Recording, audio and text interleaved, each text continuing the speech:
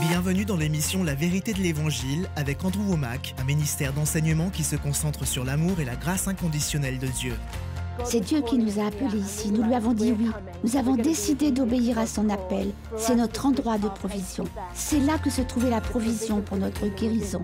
Et je sais que la provision pour notre ministère, pour ce que Dieu veut que l'on fasse, notre destinée se trouve ici. Et maintenant, voilà Andrew. Bienvenue dans notre émission La vérité de l'Évangile. Aujourd'hui, je débute une toute nouvelle série et c'est mon enseignement préféré, ce que j'appelle Esprit, âme et corps. Vous savez, c'est la vérité qui a tout simplement transformé ma vie et qui est devenue comme le fondement de tout ce que j'enseigne. J'ai entendu quelqu'un le décrire comme une clé que l'on met dans le cerveau et qui ouvre la parole de Dieu, qui révèle la vérité. C'est ce qui s'est passé pour moi. Ça a complètement transformé ma vie. Et donc, à vrai dire, tout ce que j'enseigne découle de cette révélation, de ce que j'appelle esprit, âme et corps. Peut-être que ce n'est pas le meilleur titre, mais je l'ai intitulé comme ça, parce que c'est la façon dont Dieu me l'a dit. Donc je le partage simplement de mon point de vue. Vous savez, un de mes bons amis, Dwayne Sheriff, a un enseignement qui est le même au fond, et il appelle le vol de l'identité. C'est soit le voleur de l'identité ou le vol de l'identité. Mais tout cela parle de votre identité. Et parce que les gens ne savent pas qui ils sont et ce que Dieu a fait, ils sont dans la confusion et par conséquent, Satan peut venir et leur voler des choses que Dieu a pourvues. Ces vérités ont entièrement transformé ma vie et je suis enthousiaste à l'idée de les partager. Je sais que plusieurs parmi vous m'ont déjà entendu enseigner à ce sujet. Je crois que c'était il y a 2 ans, lors de notre émission de télé, quand j'ai enseigné une version abrégée de cette série. Cela fait déjà 5 ans que j'ai enseigné toute la révélation que Dieu m'a donnée à ce sujet, et donc j'ai senti qu'il était opportun de revenir et de l'enseigner. Et nous avons beaucoup d'ouvrages que vous pouvez vous procurer sur notre site Internet. Notre présentateur vous donnera plus de détails, mais j'ai des guides d'études, j'ai un livre en anglais et en espagnol. Nous avons aussi ce petit enseignement illustré sur esprit, âme et corps, et l'un de mes partenaires en Allemagne a tellement été touché par cette révélation qu'il a voulu l'illustrer à destination des enfants. Mais après coup, nous avons réalisé que c'était tout simplement une superbe façon de faire passer ces vérités.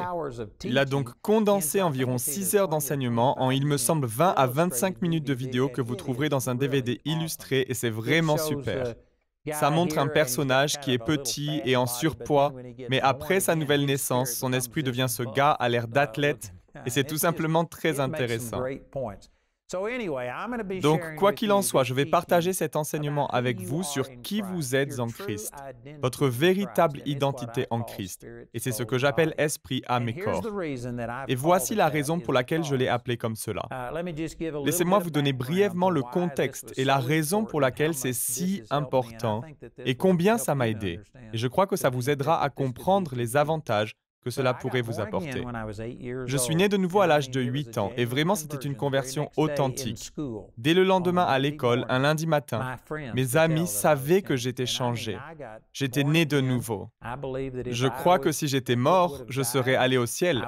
J'ai vraiment été sauvé à l'âge de 8 ans. Mais lorsque j'en ai eu 18, j'ai fait cette rencontre miraculeuse avec le Seigneur.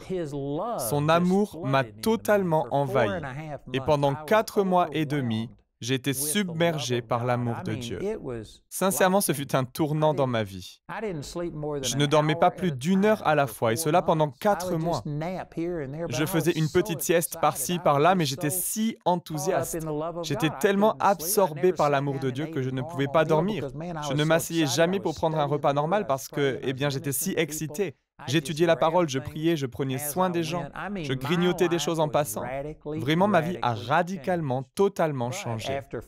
Mais après 4 mois et demi, l'émotion, le ressenti de cette expérience s'est estompé, principalement parce qu'il y avait des gens qui me critiquaient et qui s'opposaient à moi et ce genre de choses. Et j'en ai perdu le bienfait émotionnel. Puis la panique s'est installée, parce que je ne savais pas ce que j'avais fait pour que l'amour de Dieu se manifeste dans ma vie. Je ne savais pas non plus ce que j'avais fait pour le faire partir, et je n'avais aucune idée de comment le faire revenir. Et à l'époque, Je pensais, et on m'avait enseigné, que Dieu m'aimait proportionnellement à mes performances. Si je me comportais bien, si j'étudiais la parole, si je priais, si j'amenais des gens au Seigneur, si je vivais une vie sainte, alors Dieu me bénirait. Et durant toute ma vie jusque-là, ma relation avec le Seigneur était basée sur mes actions. Et pourtant, lorsque Dieu m'a révélé cet amour, c'était au pire moment de ma vie, où pour la première fois, j'ai compris que j'étais un pharisien religieux, que j'étais un hypocrite, et je me suis repenti, et c'est quand j'étais tout simplement effondré par ma propre indignité que j'ai fait l'expérience de cet amour de Dieu. Et tant que j'étais dans cet état émotionnel, tout allait bien. Mais après qu'il soit parti, je ne savais plus comment entrer en relation avec Dieu. J'avais compris que toute ma justice était comme un vêtement souillé, mais comment un Dieu parfait, pur, saint, pouvait-il m'aimer ? Je ne m'aimais pas moi-même. Pour la première fois de ma vie, j'avais compris que je n'avais été qu'un religieux, que j'avais été hypocrite, que tout ce que je faisais, je le faisais pour moi-même. Je n'avais rien fait qui soit motivé par l'amour d'un cœur pur. Tout était égoïste pour essayer d'obtenir la faveur de Dieu. Et pour finir, j'étais arrivé au bout de moi-même. Et je savais que je n'avais rien à offrir à Dieu. Comment Dieu pouvait-il m'aimer? Et pourtant, j'ai vécu cette expérience où j'ai su qu'il m'aimait. Mais j'étais désorienté. Je n'ai pas compris. Et l'une des meilleures choses qui me soit arrivée en y repensant, c'est que j'ai été appelé sous les drapeaux et envoyé au Vietnam. Et pendant 13 mois, lorsque j'étais au Vietnam, j'étais l'assistant de l'aumônier. Je n'étais pas sur le terrain comme ceux que nous appelions les fantassins, mais j'étais sur une base de soutien de l'artillerie. Nous nous faisions bombarder et il y a eu bien des fois où il y avait un danger physique, mais dans l'ensemble, j'étais simplement sur une base de soutien de l'artillerie et j'étais sans aumônier la plupart du temps. Il me semble que pendant les 4 ou 5 premiers mois où j'étais au Vietnam, j'avais un aumônier, mais ensuite il a quitté le pays et est retourné chez lui. Donc j'y suis resté tout seul. Je ne faisais rien de la journée sauf d'être assis là à lire la Bible. Et en y repensant, c'était probablement la meilleure chose qui puisse m'arriver, parce que j'ai été arraché à la situation religieuse dans laquelle je me trouvais. J'ai été placé sur cette base de soutien à l'artillerie au Vietnam, et par désespoir, il y avait tant d'impiété autour de moi, c'était comme un aimant qui m'attirait vers tout ça. Il y avait de la drogue gratuite et quasiment toutes les boissons alcoolisées possibles. Il y avait toutes ces choses qui me tentaient et par désespoir, j'ai dû mettre le nez dans ma Bible et étudier la parole entre 10 et 15 heures par jour. Simplement étudier la parole et sans m'en rendre compte, la parole a commencé à me changer. J'ai commencé à être transformé et ce sans faire d'effort particulier. J'ai un autre enseignement sur le changement sans effort. Enfin bref, la raison pour laquelle je parle de tout ce contexte est pour dire que j'ai commencé à voir les choses différemment. Et l'une des choses qui a vraiment transformé ma vie est cette vérité que je vais vous enseigner sur Esprit, âme et corps. Et j'ai commencé à admettre, selon Jean 4, 24, que Dieu est un esprit et que ceux qui adorent Dieu doivent l'adorer en esprit et en vérité. Ma relation avec Dieu est d'esprit à esprit. Et Dieu ne regarde pas à ma chair, à mes actes extérieurs. Dieu n'entre pas en relation avec moi sur la base de mes performances. Car lorsque je suis né de nouveau, j'ai reçu un esprit tout neuf. Et je vais vraiment développer et m'étendre sur ce sujet. Mais lorsque j'ai reçu cette révélation, c'est ce qui m'a totalement changé. Cela m'a totalement transformé. Et j'ai vu littéralement des centaines de milliers de personnes recevoir cette même révélation qui a radicalement changé leur relation avec Dieu. Si j'avais le temps, je pourrais vous donner des témoignages. Nous avons d'ailleurs des vidéos de gens qui ont été transformés par cet enseignement. Ils sont partis en mission et ont commencé à impacter des dizaines de milliers de personnes grâce à cette même chose que Dieu m'a montrée. Tout ce que je dis là est le contexte pour planter le décor. J'aimais Dieu, mais j'avais du mal à comprendre l'amour de Dieu pour moi parce que je regardais à l'apparence extérieure. Il est dit en 1 Samuel chapitre 16 verset 7 que Samuel partit pour oindre un nouveau roi. Il s'avéra que ce serait David, mais le père de David, Isaïe, ne pensait pas qu'il était assez bien pour être parmi ses frères et être présenté à Samuel. Il a donc laissé David auprès du troupeau. David était l'avorton de la portée. Il est écrit en 1 Samuel chapitre 16 qu'il était roux. Et le mot roux, il y a quelques débats concernant ce que cela signifie, mais il est certainement fait référence à la couleur rouge. On pense soit qu'il avait les cheveux roux, soit qu'il avait le teint rosé. Mais il était très beau à voir. Autrement dit, c'était le fils à sa maman. Et voici que Samuel arrivait pour oindre le prochain roi. Le roi précédent, le roi actuel à cette époque, était Saül. Et il dépassait d'une tête toutes les personnes de la nation. C'était un immense gaillard. Et voici David, cet avorton, un roux, un très beau garçon. Isaïe en avait une si piètre opinion qu'il ne mit même pas son nom dans le chapeau. Il amena tous les autres frères, mais Samuel déclara « Ce n'est aucun de ceux-là ». Et Dieu lui parla, 1 Samuel 16, 7, et dit « Ne prête pas attention à sa grande taille ou à une quelconque de ces choses. En effet, l'homme regarde à ce qui frappe les yeux, mais l'Éternel regarde au cœur. » Dieu est comme ça. Dieu vous regarde au niveau du cœur. Et pourtant, j'essayais d'établir une relation avec Dieu basée sur mon comportement. En pensant « Dieu, est-ce que j'en ai fait assez? Est-ce que j'ai assez prié? Est-ce que j'ai assez étudié? Ma vie est-elle assez sainte? Et à cause de tout cela, j'échouais dans mes performances.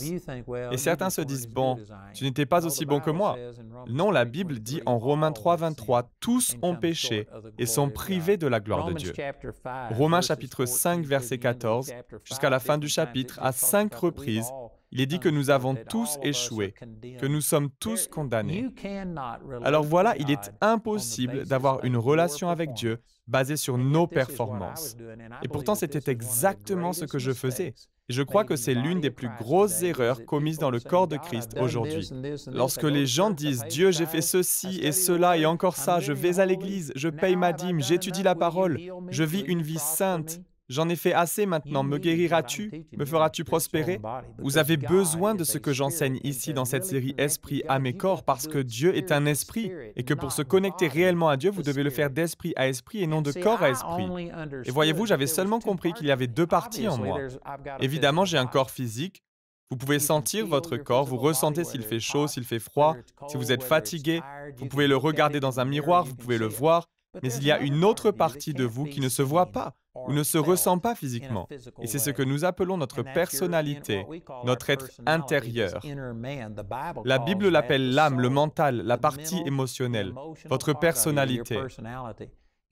Vous savez, si une personne venait et vous touchait l'épaule, vous pourriez le sentir physiquement. Vous pourriez même être en train de regarder dans une autre direction, ne pas y faire attention. Mais si quelqu'un vous touchait l'épaule, vous pourriez le sentir. Mais saviez-vous qu'une personne pourrait ne pas se trouver avec vous physiquement et pourtant elle pourrait prononcer des paroles? Elle pourrait vous envoyer un texto, elle pourrait dire quelque chose. Et ces mots, vous pourriez aussi les sentir. Mais pas dans votre corps physique. Il existe une autre partie de vous et c'est votre âme, votre mental, la partie émotionnelle de qui vous êtes. Chacun d'entre nous est conscient de ces deux parties. Mais ce qui a changé ma vie, c'est lorsque j'ai réalisé qu'il y avait en moi une troisième partie. Et c'est mon esprit. Et voici le verset que Dieu a utilisé pour me le faire comprendre. En 2 Corinthiens chapitre 5, verset 17, il est dit « Si quelqu'un est en Christ, il est une nouvelle créature. Les choses anciennes sont passées, voici toutes choses sont devenues nouvelles. » Je me souviens lorsque je lisais ce verset et déclarer « Père, je sais que je suis en Christ. Je sais que je suis né de nouveau. Je suis né de nouveau à l'âge de 8 ans et lorsque j'en ai eu 18, j'ai vécu cette expérience où l'amour de Dieu m'a tout simplement submergé.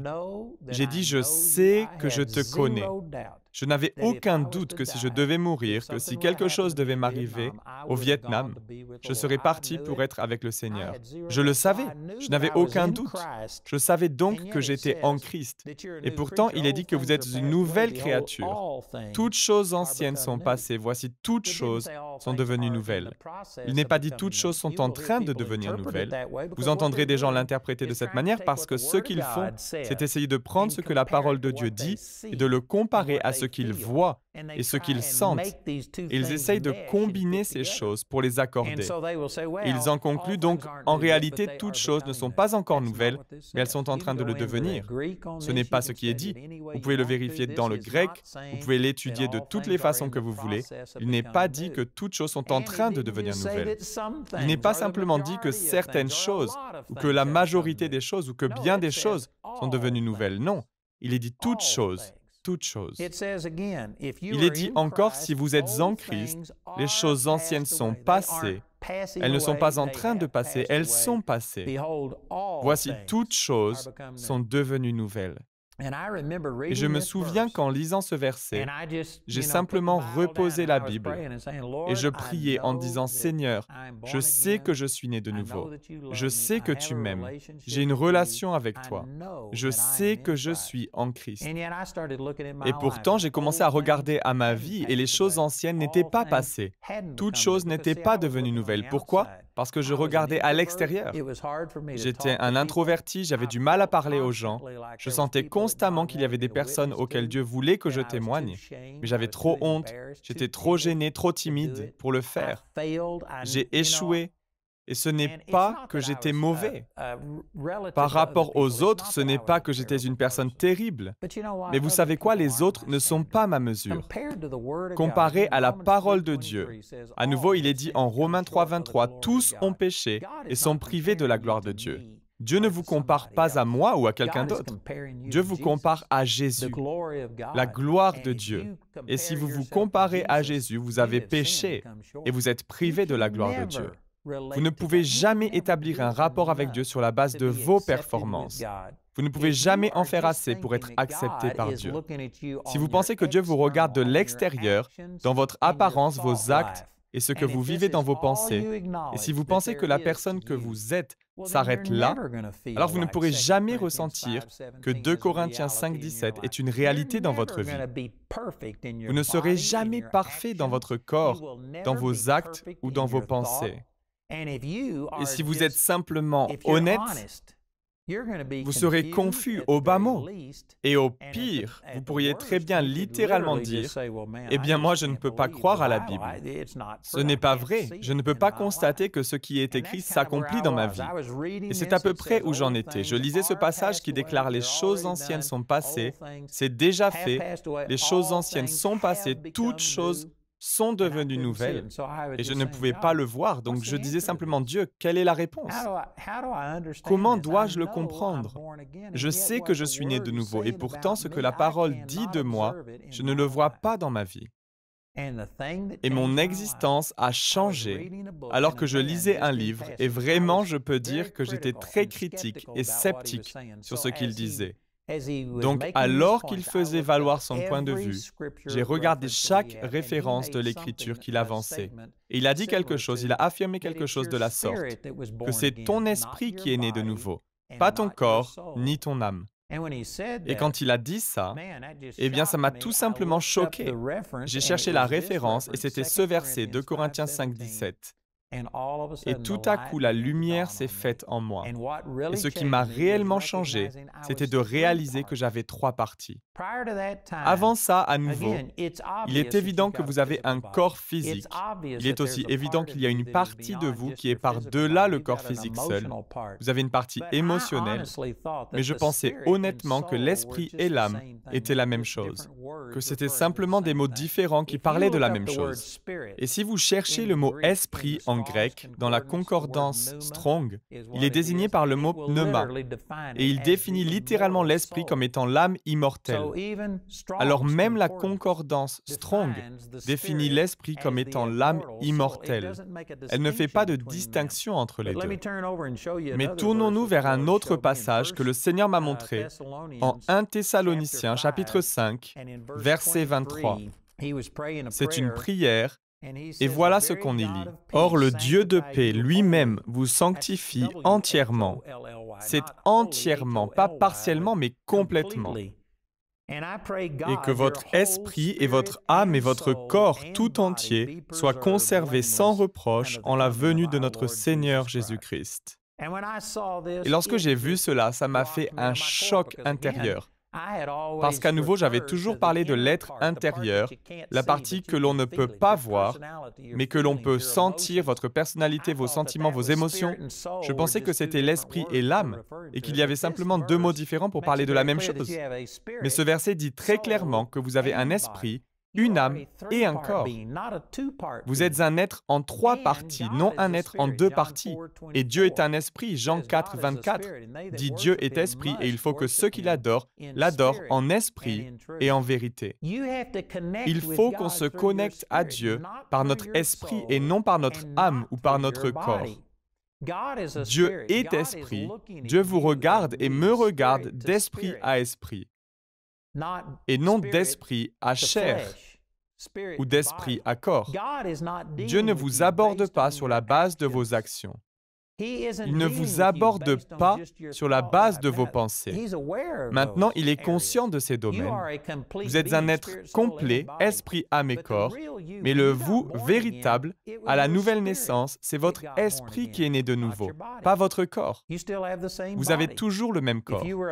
Si vous étiez un homme avant de naître de nouveau, vous serez un homme après votre nouvelle naissance. Peu importe ce que vous ressentez d'un jour à l'autre, il y a l'ADN. Il y a des chromosomes dans chacune des cellules de votre corps. Et ce sont soit des chromosomes mâles, soit des chromosomes femelles. Peu importe ce que vous ressentez et comment vous choisissez de vous identifier un jour donné, si vous étiez un homme avant de naître de nouveau, vous serez un homme après être passé par la nouvelle naissance. Si vous étiez une femme, vous serez une femme. Si vous étiez en surpoids, vous serez toujours en surpoids, à moins de faire un régime. Votre corps n'a pas changé. Il est important que vous compreniez cela. Nous avons des promesses dans les Écritures. 1 Corinthiens chapitre 15 parle de ce corps mortel qui doit revêtir l'immortalité de ce corps corruptible, qui doit revêtir l'incorruptibilité. 1 Thessaloniciens chapitre 4 dit que nous ne mourrons pas tous, mais que nous serons tous transformés en un clin d'œil à la dernière trompette. Je pense en fait que c'est aussi en 1 Corinthiens chapitre 15, mais quoi qu'il en soit, ce sont des versets que je vous cite, et votre corps physique a été racheté. Il sera changé. Mais pour le moment, vous n'avez pas un corps glorifié. Vous avez toujours le même corps, avec peut-être quelques changements. Il se peut que vous ayez pris du poids, que vous ayez vieilli, que votre couleur de cheveux ait changé ou autre. Mais vous avez encore ce même corps physique que vous aviez avant d'être sauvé. Vous pouvez le constater par observation. Et ce n'est pas votre partie mentale, émotionnelle qui a été sauvée. À la nouvelle naissance, vous n'avez pas reçu un cerveau tout neuf. Vous avez encore la même pensée, vous avez toujours les mêmes souvenirs, les mêmes défauts. Si vous ne vous êtes pas entraîné ou éduqué et qu'il y avait quelque chose que vous ne saviez pas, vous ne connaissez pas tout à coup toute chose. Mais la Bible nous promet en 1 Corinthiens chapitre 13 qu'un jour viendra où nous connaîtrons toutes choses, tout comme nous sommes aussi connus. Mais ça n'est pas encore arrivé. Votre cerveau n'a pas changé. Donc ni votre corps, ni votre pensée n'ont changé. Alors quelle partie de vous a été transformée? Quelle partie de vous est devenue toute neuve? Où les choses anciennes sont passées, toutes choses sont devenues nouvelles. Il est ici question de votre esprit. Et je vais partager avec vous davantage de versets. Je suis à court de temps aujourd'hui, mais vraiment lorsque Dieu m'a montré cela, j'ai commencé à creuser, à rechercher, et j'ai trouvé qu'en Christ, dans mon esprit né de nouveau, je suis une toute nouvelle créature. J'ai toute sa puissance, toute sa capacité. Dieu me voit différemment. Tout mon péché a été ôté. Il n'y a aucun péché dans mon esprit, même quand je pêche. Je sais que ça peut en choquer certains parmi vous, mais je vais l'expliquer et entrer dans plus de détails. Mais c'est grâce à cela que je peux avoir l'assurance et l'audace d'entrer dans la présence même de Dieu, parce que je suis une personne entièrement nouvelle en Christ. J'ai encore bien plus à partager à ce sujet. À nouveau, j'aimerais vous encourager à vous procurer cet enseignement intitulé « Esprit, âme et corps ». Je l'ai en anglais et en espagnol. J'ai des guides d'études en anglais et en espagnol. Nous avons des CD enregistrés pendant une réunion, un enseignement en direct, des DVD qui ont été faits à partir d'émissions télévisées. Nous avons ces illustrations, un enseignement visuel sur « Esprit, âme et corps ». Écoutez notre annonceur et appelez-nous ou écrivez-nous aujourd'hui. Le programme d'aujourd'hui fait partie de la série Esprit, âme et corps. Nous espérons que ce message vous a béni. Notre ligne téléphonique est ouverte aux heures indiquées à l'écran. Appelez-nous si vous avez des questions sur ce programme, si vous avez besoin de prière ou si vous désirez commander l'un de nos enseignements. Vous pouvez nous contacter au numéro qui s'affiche à l'écran. Ce programme a été rendu possible grâce au soutien financier de nos partenaires. Si vous souhaitez devenir partenaire, vous pouvez le faire en appelant ces numéros. Nous vous proposons un livre sur le même sujet que l'émission d'aujourd'hui, intitulé « Esprit, âme et corps », que vous pouvez vous procurer pour 14 €. Vous pouvez aussi opter pour les fichiers audio MP3 et vidéo MP4 sur clé USB pour 24 €. Le guide d'étude est pour l'instant seulement disponible en anglais. Il inclut le contenu du livre ainsi que des questions en rapport avec chaque sujet abordé afin d'étudier seul ou en groupe. Pour tous nos téléspectateurs qui se trouvent en dehors de l'Europe, tous les produits que nous vous présentons sont disponibles grâce à nos bureaux dans votre région. Vous pouvez les contacter grâce aux détails qui s'affichent sur votre écran afin de connaître le prix dans leur monnaie locale. Andrew a à cœur que chacun puisse écouter ou regarder ce programme à sa convenance et puisse le partager avec d'autres. Si vous ne pouvez pas vous permettre d'acheter les CD ou DVD, nous vous enverrons un lien afin de télécharger gratuitement l'enseignement de cette semaine en version audio MP3. Notez que vous ne pouvez profiter de cette offre qu'en appelant notre ligne téléphonique. Vous pouvez nous appeler dès maintenant au numéro qui s'affiche sur votre écran. Nous nous ferons un plaisir de répondre à vos questions, de prier avec vous ou de vous aider à commander l'un de nos enseignements. Notre ligne sera ouverte pendant les heures inscrites à l'écran. Nos opérateurs téléphoniques répondront en français ou en anglais selon les informations qui se trouvent sur cette annonce. Toutes les ressources d'Andrew en français se trouvent dans les boutiques en ligne des sites internet de nos bureaux affichés à l'écran. Vous pouvez également nous joindre par email en français et en anglais aux adresses qui s'affichent sur votre écran. Nous espérons avoir de vos nouvelles. La prochaine fois dans la vérité de l'Évangile, La partie de vous qui a été sauvée au moment du salut n'est pas votre âme, votre intelligence ou votre partie émotionnelle. Disons par exemple que vous n'aviez pas reçu d'éducation et que vous ne sachiez pas lire. Sachez qu'à la nouvelle naissance, vous ne recevez pas sur le champ une nouvelle intelligence vous permettant d'être ultra cultivé. Vous devrez vous former et apprendre à lire. Si vous ne comprenez pas la chimie, il vous faudra l'étudier. À la nouvelle naissance, vous ne recevez pas mes souvenirs, vous gardez les vôtres. Vous gardez vos propres pensées et vous continuez à vivre dans le même corps. Donc ce ne sont pas les parties de vous qui sont nées de nouveau. Et puisque la Bible dit qu'il y a 3 parties, esprit, âme et corps, procédons par élimination. Votre corps n'a pas été changé. Votre âme, vos pensées, la partie émotionnelle n'a pas été changée. Cela signifie que c'est votre esprit qui a été changé. Mais il y a un problème. Vous pouvez voir et ressentir votre corps. Vous pouvez également sentir et être en contact avec le domaine de l'âme. Mais saviez-vous que vous ne pouvez ni voir ni ressentir votre esprit? Il se peut que certains ne soient pas d'accord avec cela et pensent « Eh bien moi je peux ressentir l'esprit ». Je vais entrer dans plus de détails plus tard, mais vous ne le ressentez pas de la façon dont vous ressentez par exemple le chaud ou le froid. Si par exemple je devais vous demander maintenant, avez-vous chaud ou froid? Vous n'auriez pas à me répondre, eh bien je vais prier à ce sujet et étudier et je reviendrai demain pour vous donner la réponse. Non, vous connaissez la température de votre corps. Vous savez si vous avez une douleur quelconque, vous savez si vous êtes fatigué, si vous avez sommeil ou si vous vous sentez reposé. Vous n'avez même pas besoin d'y réfléchir ni besoin d'étudier la question. Vous êtes en contact constant avec votre corps physique et tout ce qui est du domaine naturel est tangible. C'est la même chose pour le domaine de l'âme. Vous savez, si je devais vous demander si vous êtes heureux, si vous êtes encouragé, si vous êtes triste, si vous êtes inquiet, vous n'avez nul besoin de dire « Bon, je vais aller prier et je reviendrai demain pour vous dire comment je me sens. » rejoignez-nous pour plus d'émissions La vérité de l'Évangile.